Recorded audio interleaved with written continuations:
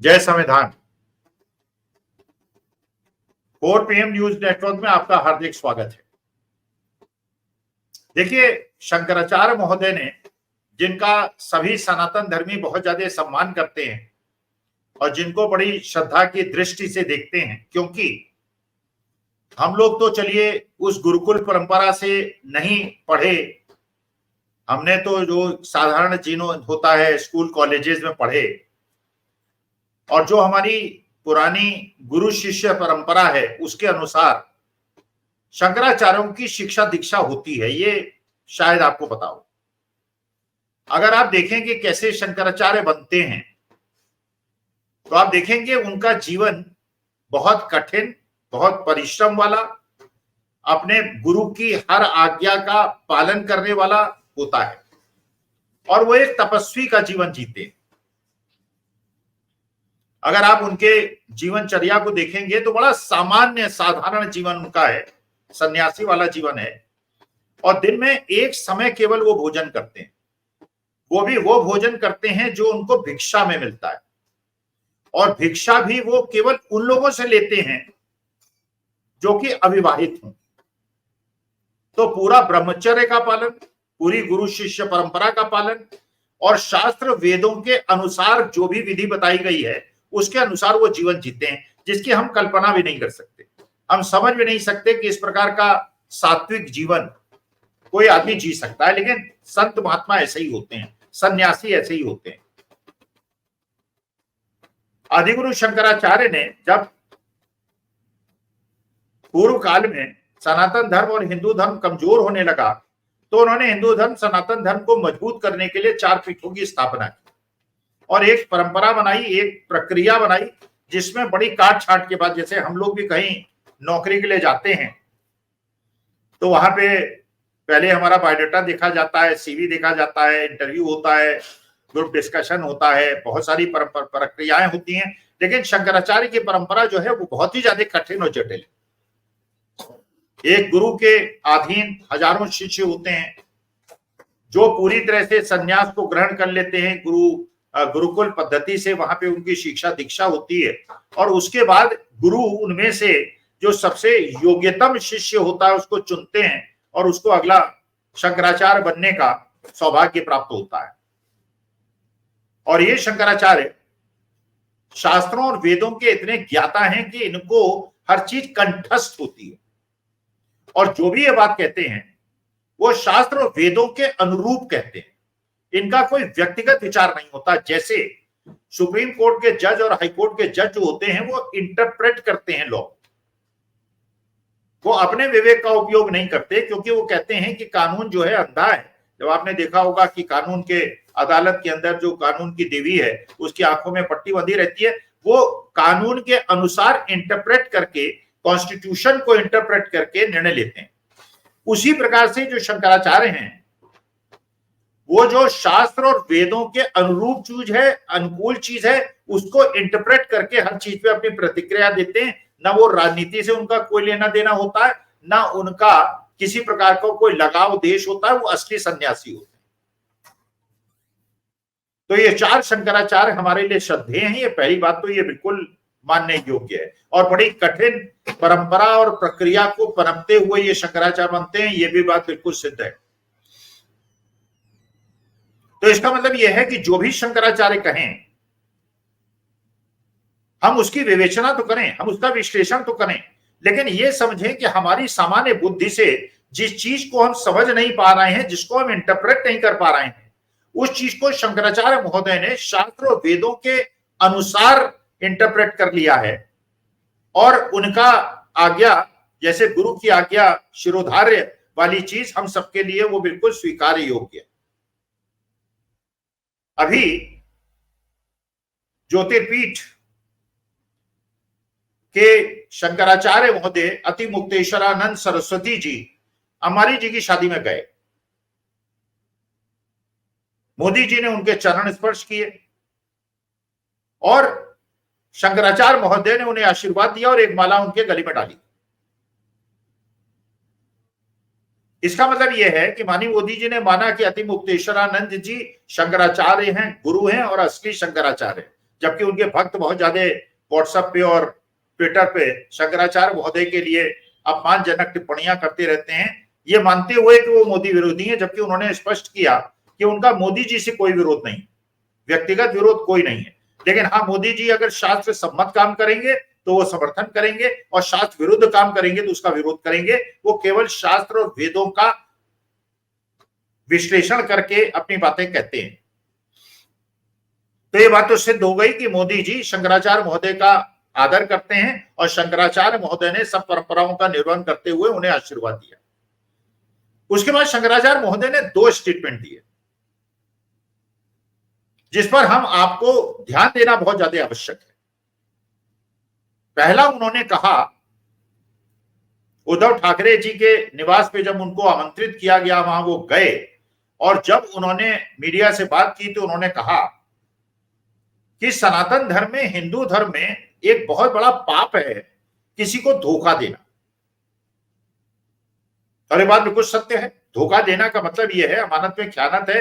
किसी ने आप पे विश्वास किया और उस विश्वास का आपने धोखा दिया और विश्वासघात किया। अभी तक हम लोग शिवाजी के साथ जो हुआ था उसका, और महाराष्ट्र के लोग तो चलिए इसको बहुत ही ज्यादा महत्व देते हैं। जब उद्धव ठाकरे मुख्यमंत्री थे महाराष्ट्र के और वहां पे महाआघाड़ी की सरकार थी, तो उद्धव ठाकरे ने सबसे ज्यादा अगर किसी पे विश्वास किया था तो एकनाथ शिंदे पे किया था। सबसे प्रमुख मंत्रालय उनको दिया था, और जब उनकी गर्दन का ऑपरेशन होने वाला था उस समय उन्होंने सब कारभार एकनाथ शिंदे को सौंप दिया था। सबसे विश्वस्त एकनाथ शिंदे उनके थे। एकनाथ शिंदे ने जिस प्रकार से उद्धव ठाकरे को धोखा दिया वो सारे हिंदुस्तान ने देखा। खोखे और पता नहीं क्या क्या बातें हुई, ईडी और सीबीआई की बातें हुई। और उसी प्रकार से अजीत पवार ने अपने चाचा शरद पवार को धोखा दिया, जबकि शरद पवार ने ही अपने भाई की मृत्यु के बाद अजीत पवार को पाला पोसा, उन्हें आगे बढ़ाया, राजनीतिक कद उनका बढ़ाया, और एक प्रकार से उन्होंने ये बंटवारा सा कर दिया था कि सुप्रिया सुले उनकी बेटी दिल्ली की राजनीति देखेंगी और अजीत पवार महाराष्ट्र की राजनीति देखेंगे। लेकिन एक बार पहले भी अजीत पवार ने शरद पवार को धोखा दिया था, और इस बार फिर उन्होंने धोखा दिया। इधर एकनाथ शिंदे ने धोखा दिया, उधर अजीत पवार ने धोखा दिया। तो जो ये परम पूज्य शंकराचार्य महोदय ने कहा कि धोखाधड़ी सनातन धर्म में अनुमत नहीं है और ये बहुत बड़ा पाप है, और ये भी उन्होंने कहा कि मैं ये चाहूंगा कि उद्धव ठाकरे दोबारा कुर्सी पे बैठे मुख्यमंत्री पद की। इसका माने उन्होंने महाराष्ट्र में एक संदेश दे दिया, पूरी हिंदुस्तान की जनता को ये संदेश दे दिया, ये जो धोखेबाज नेता, कहा तो उन्होंने महाराष्ट्र के संदर्भ में, लेकिन अगर इसका इंटरप्रिटेशन हम करें तो माने कि हिंदुस्तान के अंदर जितने भी ऐसे लोग हैं, शुभेंदु अधिकारी हैं, हेमंत शर्मा हैं, अशोक चौहान हैं, सुनील जाखड़ हैं, अमरिंदर सिंह हैं, जितेंद्र प्रसाद हैं, रमनीत सिंह बिट्टू हैं, और हजारों नाम हैं, जिन लोगों ने धोखा दिया है, जिस पार्टी के साथ वो 30-30, 40-40 साल से रहे हैं, जिस पार्टी ने उनको सब कुछ दिया है, केवल ईडी सीबीआई के डर से या जेल जाने के डर से अगर उन्होंने निष्ठा तोड़ी है और जिस पार्टी ने सब कुछ दिया उसके साथ धोखा दिया, तो वो अपने को हिंदू नहीं कह सकते, वो अपने को सनातनी नहीं कह सकते। एक तो संदेश शंकराचार्य महोदय का बिल्कुल स्पष्ट है। अच्छा, दूसरी बात शंकराचार्य महोदय ने एक और कही जो बिल्कुल ध्यान देने योग्य है और गंभीर विषय, क्योंकि हम लोग ये मानते हैं, हम क्या, हर धर्म के मानने वाले ये मानते हैं कि बाकी जगह तो थोड़ा बहुत अगर आप गड़बड़ सड़बड़ करते हैं तो चलिए वो थोड़ा पाप आपको लगेगा, लेकिन अगर पूजा के स्थल में, परमेश्वर के स्थल में, अल्लाह की जगह और गुरु ग्रंथ साहब जहां पे विराजमान हो, वहां पे अगर आप कोई धोखाधड़ी करते हैं तो अक्षम्य अपराध है, उससे बड़ा पाप कोई नहीं हो सकता। तो शंकराचार्य महोदय ने बताया, कहा, और उनके बाद जरूर कोई स्रोत होंगे, सूत्र होंगे, वरना शास्त्रों और वेदों का ज्ञाता एक शंकराचार्य, भारत का इतना बड़ा गुरु ऐसी बात ना करता। उन्होंने कहा कि 224 किलो सोना केदारनाथ के अंदर से चोरी हुआ है।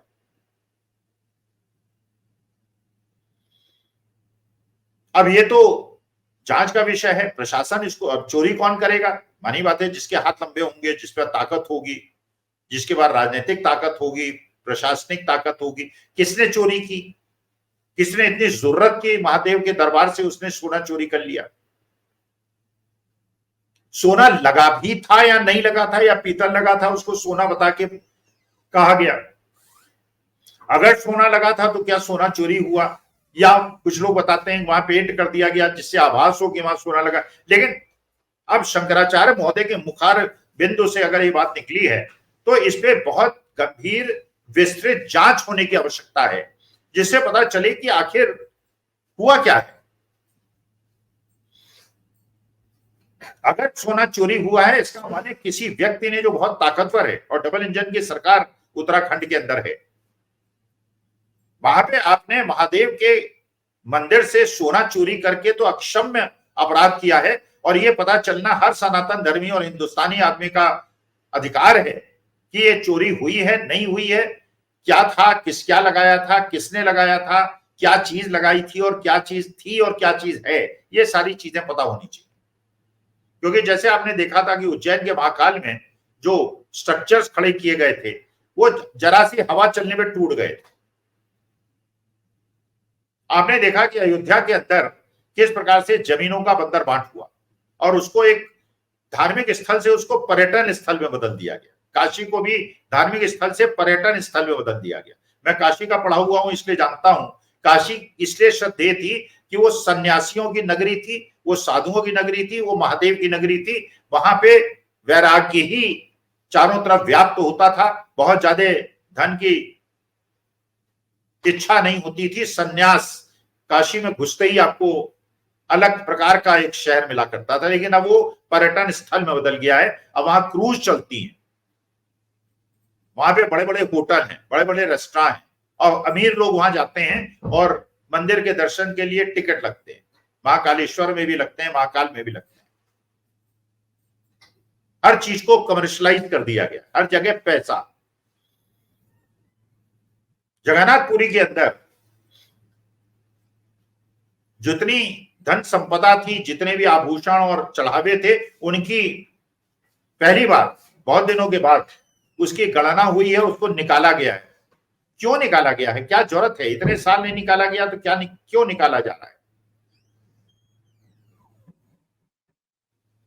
क्या कुछ राजनीतिक लोग, क्योंकि अभी तक तो उड़ीसा के अंदर भारतीय जनता पार्टी की सरकार नहीं थी, अब यहाँ बीजेडी की सरकार थी, और बहुत साल पहले 20-25 साल पहले कांग्रेस की सरकार थी। भारतीय जनता पार्टी की सरकार पहली बार बनी है, तो वहां जगन्नाथपुरी के मंदिर के अंदर ये स्वर्ण आभूषण और हीरे जवाहर जो वहां इकट्ठे हैं उनको निकलवा के स्थानांतरित क्यों किया गया है, इसके पीछे मकसद क्या है? और जो ये शंकराचार्य महोदय ने केदारनाथ के बारे में कहा है, क्या इसकी विस्तृत जांच की आवश्यकता नहीं है? क्या हम लोग इसी प्रकार से अनजान रह जाएंगे और हमको पता नहीं चलेगा कि वो सोना था नहीं था, क्या हुआ, किसने चोरी किया, कहां ले गया, वो पैसा किसके पास गया, राजनीतिज्ञों के पास गया या प्रशासनिक अधिकारियों के पास गया? क्या हमको उसी तरह से नहीं पता चलेगा जैसा कि हमको आज तक नहीं पता 4 साल के बाद, 6 साल के बाद, कि पुलवामा के अंदर जो RDX आया था वो कैसे आया था, कौन लाया था, क्यों उसकी सुरक्षा नहीं हुई, क्यों हमारे वीर जवानों की शहादत हुई? आज तक हमें पता नहीं चला कि क्या कोई जांच हुई, क्या कोई दोषी सिद्ध हुआ और हमारे जवानों की शहादत क्यों हुई, आज तक हमें पता नहीं चला। तो क्या उसी प्रकार से आज भी हमको नहीं पता चलेगा अगले 6 महीने 1 साल के अंदर कि केदारनाथ के अंदर जो शंकराचार्य महोदय ने आरोप लगाया है उसकी सत्यता क्या है? तो शंकराचार्य महोदय ने बेसिकली राजनीतिक बात नहीं की है, उन्होंने आध्यात्मिक बात की है। उन्होंने कहा है कि धोखा देने वाले ये राजनीतिक, वैसे इस बार के इलेक्शन में ज्यादातर जो धोखा देने वाले लोग थे वो चुनाव हारे हैं। मैंने जनता ने पसंद नहीं किया, शंकराचार्य ने जो कहा है उसको माना है कि धोखा देने वाले हिंदू और सनातनी नहीं होते। और दूसरी बात, केदारनाथ के अंदर जो ये हुआ है, जो शंकराचार्य महोदय ने इंगित किया है, इसकी भी विस्तृत जांच, और हम हिंदुस्तानियों को, भारतवासियों को ये जानने का अधिकार है कि आखिर केदारनाथ के अंदर चोरी हुई है या नहीं हुई है तो कैसे हुई है, किसकी साठगांठ से हुई है, और वो पैसा किसके पास गया है और उसका उपयोग किया हुआ है, और जिन लोगों ने ये उपयोग किया है या षड्यंत्र किया है उन्हें सरकार क्या दंड देगी। नमस्कार, धन्यवाद और प्रणाम।